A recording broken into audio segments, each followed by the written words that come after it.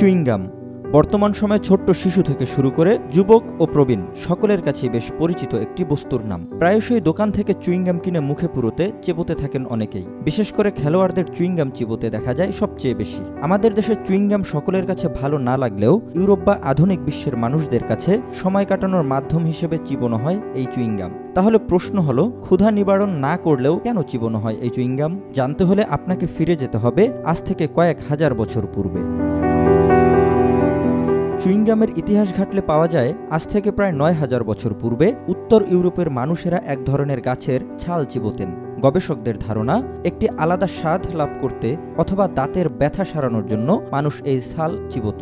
আবার আমেরিকার মায়া সভ্যতায়ও চুইংগাম চিবানোর নিদর্শন পাওয়া যায়। মায়ানরা স্যাপোডিল্লা নামক গাছের জমে যাওয়া রস চিবোত, তবে তাদের এই চিবোনোর উদ্দেশ্য ছিল ক্ষুধা নিবারণ অথবা তৃষ্ণা মেটানো। আবার মেক্সিকোর আজটেক সভ্যতায়ও চুইংগামের নিদর্শন পাওয়া যায়। তবে আজটেক সভ্যতায় চুইংগাম চাবানোর জন্য ছিল বিশেষ নিয়ম।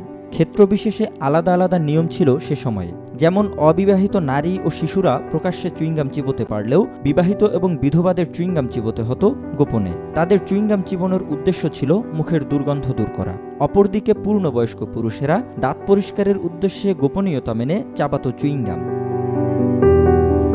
পরবর্তীতে ইউরোপীয়রা যখন উত্তর আমেরিকায় ঔপনিবেশ স্থাপন করে, তখন তারাও এই চুইংগাম চাবানোর সংস্কৃতিতে নিজেদের সামিল করে।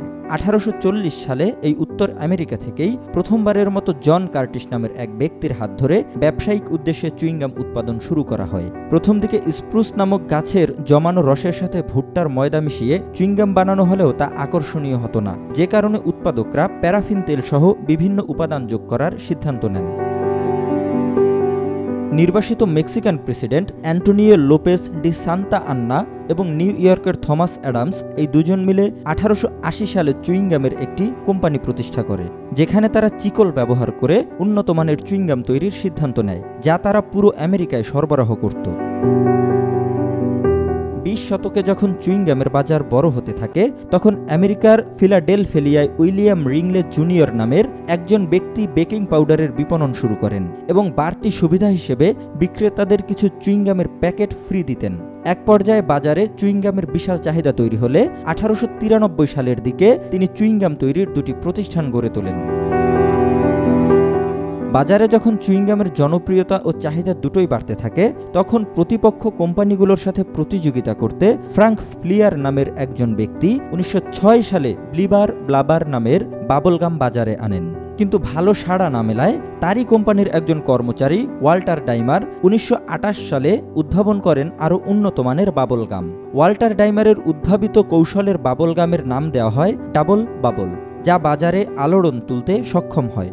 এরপর থেকেই বিভিন্ন প্রতিষ্ঠান বিভিন্ন স্বাদের ও বর্ণের চুইংগাম তৈরি করে চলছে আজও অবধি।